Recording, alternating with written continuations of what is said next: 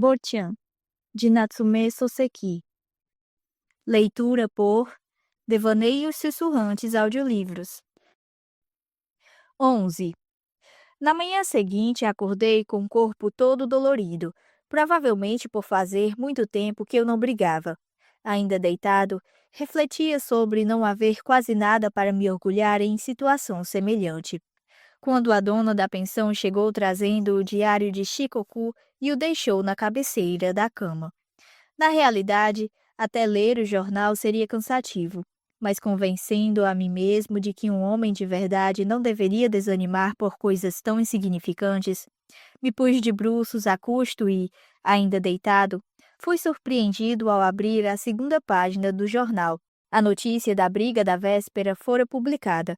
O fato de constar algo sobre o ocorrido não me surpreendeu tanto quanto o que estava escrito. Um tal professor Rota e outro professor insolente recém-chegado de Tóquio, presentes no local, não apenas incitaram a desordem, instigando alunos dóceis, como lideraram seus ginasianos a atacar os normalistas de forma violenta, sem restrições e indiscriminadamente. Seguia-se seguinte a opinião do jornalista. As escolas ginasiais de nossa província são, desde outrora, admiradas, a ponto de causarem inveja em todo o país pelo espírito respeitador e pacífico. Mas o ato inconsequente desses dois irresponsáveis acarretou danos irreparáveis ao prestígio de nossas escolas e, como toda nossa cidade foi obrigada a sofrer essa vergonha, devemos corajosamente nos erguer e buscar responsabilidades. Antes de fazermos justiça com nossas próprias mãos, devemos acreditar que as autoridades adotarão as medidas cabíveis contra esses canalhas e impedirão que continuem a atuar no setor de ensino. Todas as letras estavam em negrito, como se pretendessem com isso nos infligir um forte castigo. Deitado, exclamei: "Vão à merda!" e me ergui pesadamente. O mais estranho é que até aquele momento minhas articulações doíam terrivelmente, mas ao mesmo tempo que me levantei de um salto, elas tornaram-se leves como se eu delas tivesse me esquecido. Amassei o jornal e o atirei no jardim, mas continuava insatisfeito e acabei tomando-o de volta com fúria. Fui até o banheiro e o joguei na latrina. Jornais vomitam mentiras impunemente. Não existe nada neste mundo tão arrogante quanto um periódico. O jornal publicara apenas sua versão dos fatos, não a minha. Fora isso, que negócio é esse de um professor insolente recém-chegado de Tóquio? Existe nesse mundo alguém cujo nome seja Senhor Insolente? Reflitam bem. Tem um sobrenome respeitável, como um nome próprio. Se desejarem ver minha árvore genealógica, prestarão respeito a todos os meus ancestrais desde o samurai Manju Tada. Ao lavar o rosto, minha bochecha começou a doer. Pedi um espelho emprestado à dona da pensão, que me perguntou se eu havia visto o jornal dessa manhã. Sim, e depois de lê-lo, o joguei na privada. Se desejar, pode ir lá pegá-lo. Respondi, e ela, espantada, se escafedeu. Ao me olhar no espelho, constatei um ferimento similar ao da véspera. Meu rosto, não importa o que digam, é precioso para mim. E além de ele ter sido ferido, ainda tenho de aguentar ser chamado de professor insolente? Isso é o cúmulo. Seria uma desonra para toda a minha vida se pensassem que faltei às aulas por estar intimidado por aquele artigo. Por isso tomei o de jejum e fui o primeiro a chegar à escola. Um após o outro, os professores que chegavam olhavam para mim e riam. O que há de tão engraçado? Não foram vocês que criaram meu rosto. Até o fanfarrão aparecer dizendo: "Ah, ontem foi uma grande proeza. São essas as honrosas feridas?" Caçoou, provavelmente como vingança pelos cascudos que lhe apliquei durante a festa de despedida. Revidei mandando que parasse de falar baboseiras e sugerindo que fosse lamber seus pincéis de pintura. "Peço-lhe desculpas. Deve estar doendo realmente", disse ele. "Se está doendo ou não, o rosto é meu, não é da sua conta." Vociferei. Ele se sentou do outro lado da sala e, sem parar de me olhar, cochichava algo com o professor de história e ria. Depois disso, o porco-espinho chegou. O nariz dele estava inchado e roxo, e parecia que jorraria pus se fizéssemos um furo. Sem querer me orgulhar, o rosto dele estava muito pior do que o meu. Nossas mesas ficam lado a lado e, além dessa proximidade física, temos o azar de elas estarem dispostas bem em frente à porta. Dois rostos estranhos postos juntos. Quando qualquer dos professores se entediava, bastava olhar em nossa direção. Que absurdo! Exclamavam da boca para fora, pois no fundo decerto nos tomavam por dois idiotas. Se não fosse assim, não teriam motivos para falarem sussurrando entre eles e soltar risadinhas. Ao entrar na sala de aula, fui recebidos com aplausos pelos alunos. 2 ou 3 deles gritaram: Viva nosso professor! Ignoro se era sincero ou se estavam me fazendo de idiota. Enquanto o porco-espinho e eu ficávamos assim no centro das atenções, o camisa vermelha apareceu como de hábito. Que infortúnio! Sinto muita pena de vocês. Não se preocupem, pois consultei o diretor sobre a notícia e adotaremos as medidas para que o jornal publique uma retratação. Sinto-me um pouco responsável por tudo o que aconteceu porque, afinal, foi meu irmão quem convidou o professor Rota. Espero que não me levem a mal e prometo dedicar meus melhores esforços com relação a esse caso. Prometeu, em parte se desculpando. No horário da terceira aula, o diretor saiu de sua sala e nos declarou como era embaraçoso que o jornal tivesse publicado algo parecido. Parecia preocupado e desejava que as coisas não se complicassem ainda mais. De minha parte, não estava apreensivo. Caso quisessem me mandar embora, eu me anteciparia e apresentaria minha carta de demissão. Porém, se mesmo inocente eu decidisse me desligar da escola, isso daria a chance ao jornalista fofoqueiro de cometer abusos ainda piores. Por isso achei mais sensato continuar trabalhando e exigir uma retratação. Pensei em conversar com ele na volta para casa, mas como a escola já estava tomando as devidas providências para uma retificação, acabei desistindo. Em um momento em que o diretor e o vice-diretor estavam livres, eu e o porco-espinho lhe explicamos com sinceridade tudo o que acontecera. Ambos aceitaram o que lhes dissemos e concluíram que o jornalista deveria ter escrito semelhante artigo por ódio da escola. O camisa vermelha veio até a sala de professores e defendeu nossas ações diante de cada um dos presentes. Inclusive, revelou a todos que fora seu irmão mais novo quem convidara o porco-espinho, como se ele mesmo fosse culpado por tudo. Todos concordaram que o jornal fora leviano, que era uma atitude vergonhosa, e que fora realmente um infortúnio para mim e o porco-espinho. No caminho de volta para casa, o porco-espinho me alertou que o camisa vermelha não inspirava confiança e me aconselhou a tomar cuidado para não me prejudicar. Ele sempre me causou desconfiança, não é de agora. Respondi. Você ainda não notou? Ele nos convidou de propósito com a intenção de nos envolver na briga. Informou-me ele. De fato, eu não havia percebido. O porco-espinho pode parecer rude, mas fiquei admirado ao constatar que é um homem mais inteligente do que eu. Ele nos envolveu na briga e logo depois deu um jeito para que o jornalista escrevesse aquele artigo, não passa de um patife. Então até o artigo foi obra do camisa vermelha. Estou surpreso. Mas será que o jornal ouviria com tanta facilidade o que o camisa vermelha diz? Não, mas tendo um amigo jornalista, as coisas mudam. Teria ele um amigo? Mesmo que não tivesse, basta inventar mentiras, contar que os fatos foram assim e assado para logo publicarem. Que absurdo! Se for realmente uma estratagema do camisa vermelha, talvez sejamos demitidos por causa desse incidente. Na pior das hipóteses, isso poderá acontecer. Sendo assim, apresentarei minha demissão amanhã mesmo e partirei logo de volta a Tóquio. Mesmo se me pedissem, eu me recusaria a permanecer em um local tão vulgar. Sua demissão não causará impacto no camisa vermelha. Tem razão. Como fazer para deixá-lo em apuros? Ele planeja tudo meticulosamente de forma a não deixar provas, o que dificulta qualquer refutação. Que embaraçoso. Sendo assim, poderíamos ser acusados de calúnia. É decepcionante. Inexistirá justiça divina neste mundo? Bem, Vamos acompanhar a situação nos próximos 2 ou 3 dias. Se no final nada der certo, não nos restará a escolha senão pegá-lo no distrito das termas. E deixar o incidente da briga de lado? Exatamente. Por nossos próprios meios atingiremos o ponto vulnerável dele. Isso também me parece bom. Sou desajeitado para planejar estratégias. Deixo tudo em suas mãos. Quando precisar, farei o que for necessário. Depois disso, nos separamos. Se o camisa vermelha agira como imaginava o porco-espinho, era de fato um verdadeiro canalha. Provavelmente era mais inteligente do que nós.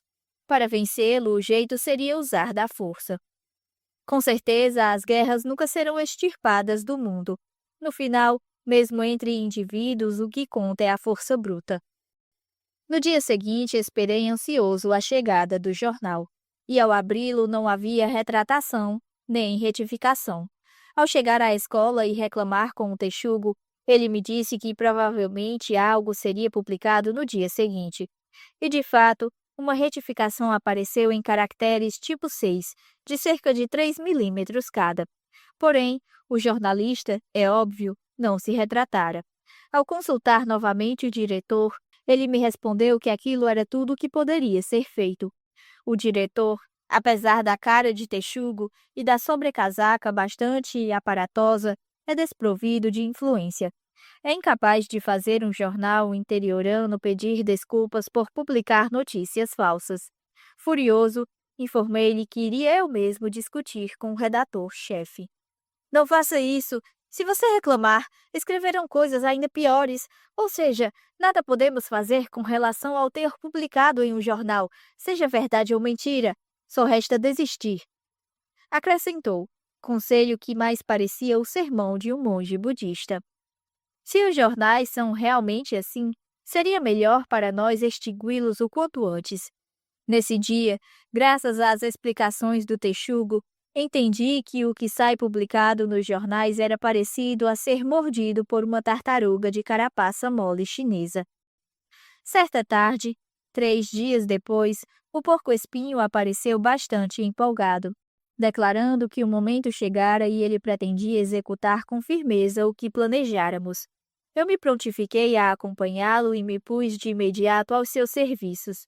Porém, o porco-espinho balançou a cabeça, me aconselhando a ficar de fora. Quando lhe indaguei o motivo, ele me perguntou se o diretor me chamara e pedira para eu apresentar minha demissão. Não, não chamou. E você? Perguntei de volta. Ele explicou que o diretor o convocara hoje e, dizendo lamentar sinceramente, lhe pediu para tomar a decisão por ser uma circunstância inevitável. É injusto. O texugo deve ter dado tapas demais sobre o ventre e deslocou a posição do estômago, fazendo com que perdesse o bom senso. Afinal, fomos juntos para a festa de celebração da vitória, assistimos juntos à dança de espadas brilhantes de Coti e entramos juntos para apartar a briga. Se é para pedir a alguém que se demita, nada mais justo do que pedir isso a nós dois. Como pode uma escola provinciana ser tão incoerente? Isso me deixa fulo de raiva.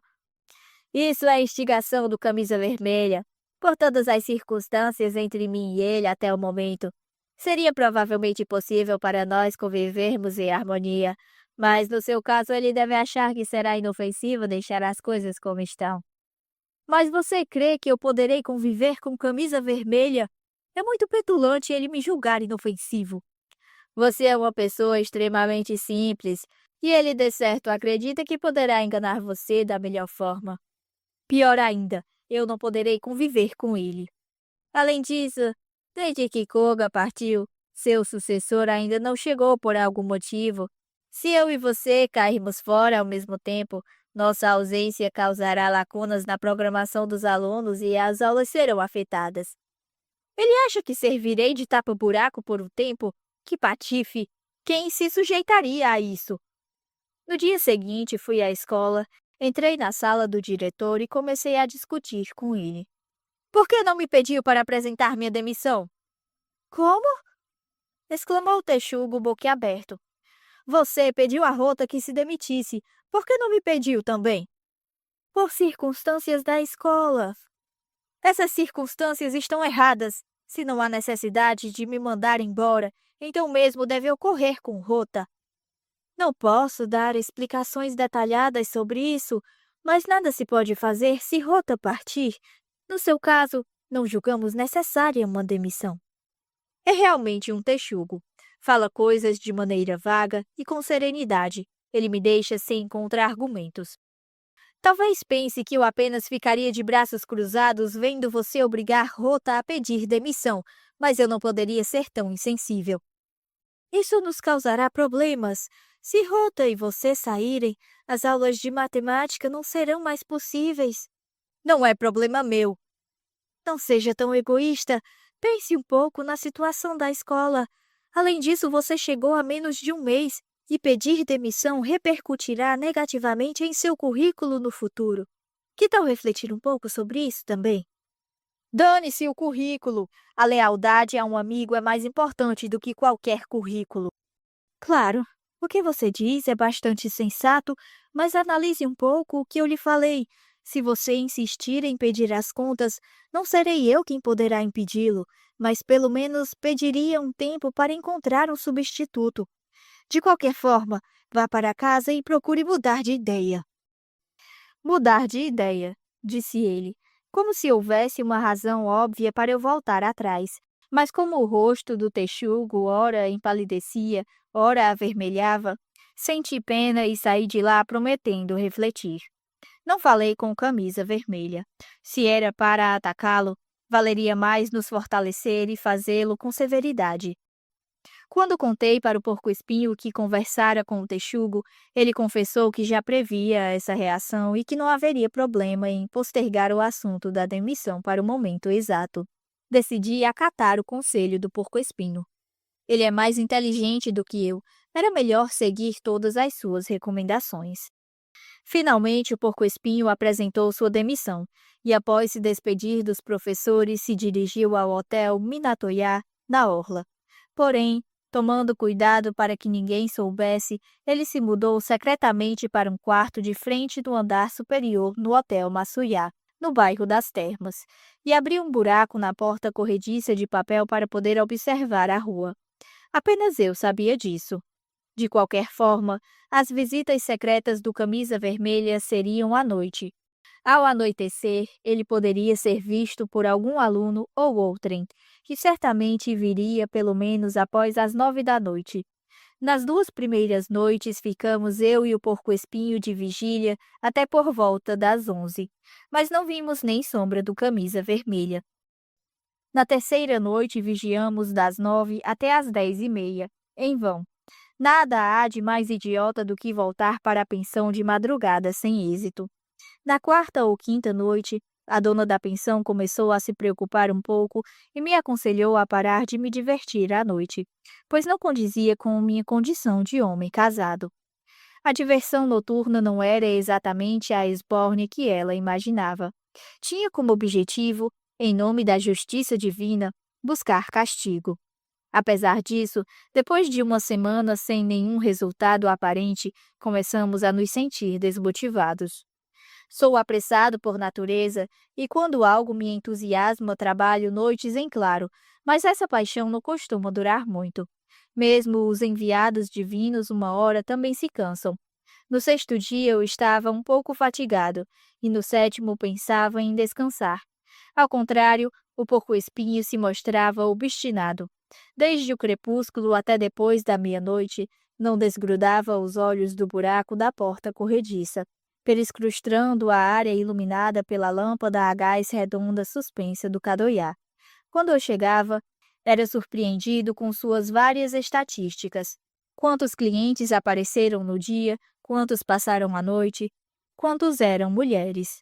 Ao lhe dizer que aparentemente o Camisa Vermelha refugara, o porco-espinho insistia que ele certamente apareceria, mas por vezes cruzava os braços e soltava um suspiro. Pobre porco-espinho! Se o Camisa Vermelha não desse as caras uma vez que fosse, ele jamais poderia aplicar-lhe o merecido castigo. No 8º dia, por volta das 7 horas, saí da pensão. Fui em primeiro lugar tomar um banho demorado nas termas e depois comprei 8 ovos na cidade. Era uma tática de contra-ataque às batatas doces da dona da pensão. Guardei 4 ovos dentro de cada manga e, com a toalha molhada de sempre no ombro e as mãos enfiadas no kimono, subi as escadas do Hotel Massuiá. Ao abrir a porta de correr do quarto do porco-espinho, ele mostrou sua face subitamente radiante como a da divindade Idaten, exclamando: "A esperança!" Até a noite da véspera ele se mostrava levemente abatido, e mesmo eu, que ao seu lado o observava, me entristeci, mas ao deparar com esse rosto animado logo tratei de me alegrar. Antes mesmo de perguntar-lhe algo, ele me informou contente. Esta noite, por volta das 7h30, uma geisha chamada Kosuzu entrou no Kadoya. Acompanhando o camisa vermelha? Não. Então de nada adianta. Eram 2 geishas entrando juntas, mas creio haver esperança. Por quê? Por quê? Um sujeito esperto como ele deve enviar primeiro as geishas antes de entrar furtivamente. Talvez. Já são 9 horas agora, não? São precisamente 9h12.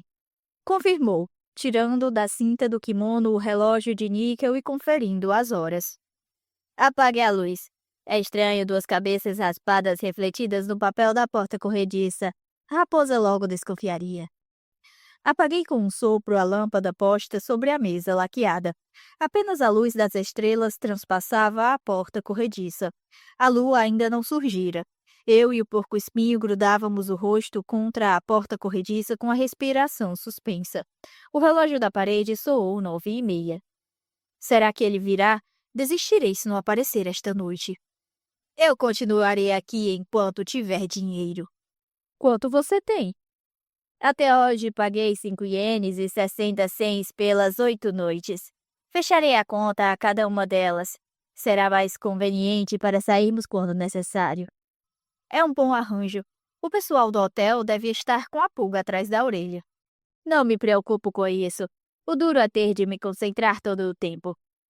Mas você dorme durante o dia? Sim, mas não poder sair me deixa louco. A justiça divina é trabalhosa. Seria frustrante se ele acabasse escapando depois de tanto esforço. Bem, esta noite, de certo, ele dará as caras. Veja, veja! A voz dele tornou-se um sussurro, a ponto de eu me assustar. Um homem de chapéu preto apareceu. Olhou de baixo para cima a lâmpada do Kodaya, mas continuou a andar para dentro da escuridão. Não era o camisa vermelha. Que decepção! Logo em seguida, o relógio da recepção soou sem cerimônia 10 horas. Essa noite a vigília tampouco vingaria. A rua se tornou bastante silenciosa. Podia-se ouvir distintamente o tambor rebombando no bairro dos Prazeres. A lua surgiu por detrás das montanhas do distrito das Termas. Tudo no exterior estava muito claro. Então vozes vindas de baixo nos chegaram aos ouvidos. Como não podíamos pôr a cabeça para fora da janela, era impossível identificá-las. Mas aos poucos pareciam se aproximar. Ouviu-se o ruído do arrastar de tamancos de madeira. Olhando na diagonal, foi possível enfim ver a sombra de 2 pessoas bem próximas. Tudo está bem agora. Nós nos livramos do importuno. Era sem dúvida a voz do fanfarrão. De nada adianta apenas força sem argúcia. Dessa vez era o camisa vermelha. Ele parece bem tolo também, não acha? É um rapazinho idiota, mas tem certo charme, afirmou o fanfarrão. Recusou um aumento de salário, ameaçando se demitir. Sem dúvida o rapaz deve ter algum problema nervoso, completou o camisa vermelha. Pensei em abrir a janela, saltar do 2º andar e enchê-lo de porradas até não poder mais, mas me contive. Foi duro, mas perseverei. Os 2 gargalhavam ao passar por debaixo da lâmpada e entrar no Kadoya. Bem, eles vieram. Finalmente. Que alívio. O bestalhão do fanfarrão me chamou de rapazinho idiota. E deveria se referir a mim quando falou sobre o importuno. Que grosseirão. Eu e o porco-espinho precisávamos armar uma emboscada para quando aqueles 2 estivessem voltando para casa. Mas não tínhamos ideia de quando eles deixariam o hotel. O porco-espinho desceu à recepção e pediu para que a porta fosse mantida destrancada, pois talvez tivéssemos negócios a resolver durante a noite. Quando penso nisso agora, foi inacreditável que o pessoal do hotel tivesse aceitado esse pedido. Em geral, nos tomariam por ladrões. Se foi duro esperar o camisa vermelha aparecer, mais ainda era ser obrigado a aguardar sua saída do hotel. Não podíamos dormir e era cansativo perscrutar todo o tempo pela fresta da porta corrediça. Não conseguia sossegar. Nunca passara por uma situação tão penosa. Propôs que seria melhor adentrar o cadoiá e pegar o camisa vermelha com a boca na botija. Sugestão rispidamente descartada pelo porco-espinho. Se tentássemos entrar à força, seríamos taxados de violentos e barrados no caminho, disse ele. Se explicássemos a situação e pedíssemos para chamar o camisa vermelha, provavelmente nos diriam que ele não está ou nos conduziriam a outro quarto. Mesmo se conseguíssemos penetrar no hotel aproveitando um descuido dos funcionários, não saberíamos em qual das dezenas de quartos ele estaria. Sendo assim, o único jeito era esperar, e, no final das contas, aguentamos até às 5 da manhã. Tão logo avistamos os dois saindo do cadoiá, eu e o porco-espinho logo os seguimos. O primeiro trem ainda não circulara e os dois tiveram de andar até a cidade. Afastada do distrito das termas, há uma alameda de uns 100 metros ladeada de arrozais. Após passar por ela, há casas com telhados cobertos por palha e mais adiante se chega a um dique cujo caminho através dos campos conduz em linha reta até a cidade. Poderíamos alcançá-los em qualquer lugar fora do distrito, mas os seguimos sem sermos vistos, resolvidos, se possível, a pegá-los em uma alameda de cedros onde não havia residências. Uma vez fora da cidade, apertamos o passo e, como em um pé de vento, os alcançamos. O camisa vermelha olhou para trás espantado, sem saber o que acontecia. Eu o segurei pelos ombros e ordenei que parasse. Como o fanfarrão parecia querer se desvencilhar, dei a volta, me posicionando na sua frente e barrando o caminho. Por que alguém que ocupa o cargo de diretor vai passar a noite no cadoiá? Repreendeu de chofre o porco-espinho. Por acaso existe alguma norma estipulando que diretores estão proibidos de pernoitar naquele hotel? Replicou o camisa vermelha, usando como sempre palavras polidas. Seu rosto empalidecera levemente. Porque uma pessoa tão escrupulosa, a ponto de afirmar ser prejudicial à disciplina frequentar restaurantes de macarrão e bolinhos de arroz, pernoita com uma geisha em um hotel. O fanfarrão buscava uma oportunidade para escapar, e eu logo me plantei diante dele, impedindo-lhe a passagem. Quem é o tal rapazinho idiota? Vociferei. Não, eu não me referia a você de jeito algum, disse o cara de pau, ensaiando uma desculpa esfarrapada.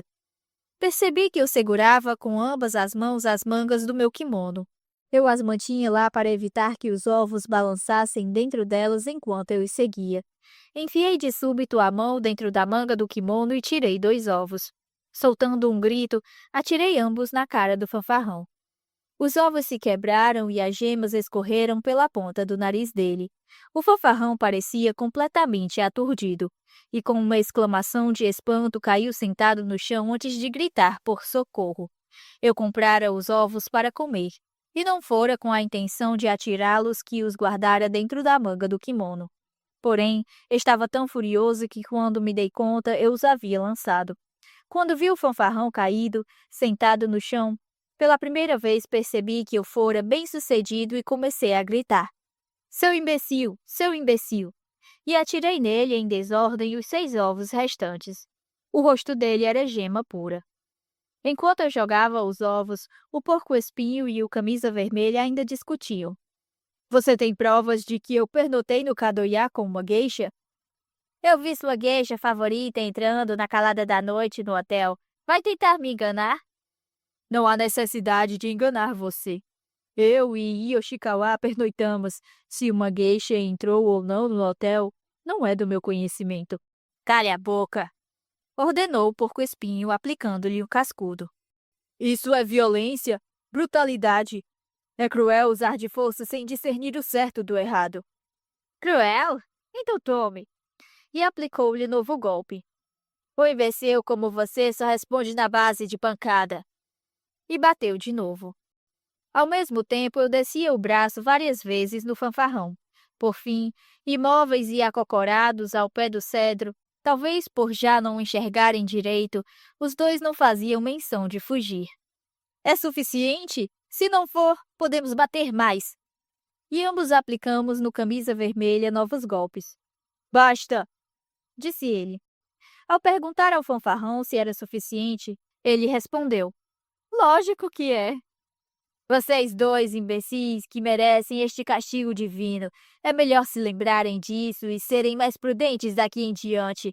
Por mais que se defendam com eloquência, a justiça prevalece, afirmou o porco-espinho, enquanto os dois se mantinham calados. Sem dúvida, o cansaço os impedia de falar. Não vou fugir nem me esconder.